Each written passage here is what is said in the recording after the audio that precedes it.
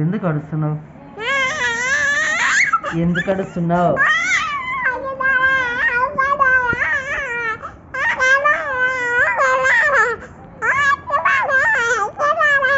ఎందుకు కాకలా గడుస్తున్నావు? స్కూల్ పోరంటే పోవా? ఎందుకు పో?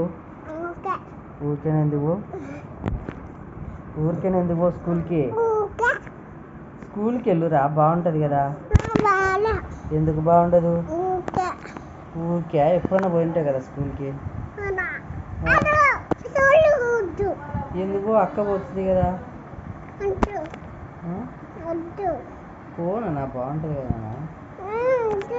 గేమ్స్ ఆడిపిస్తారు, రైమ్స్ చెప్తారు.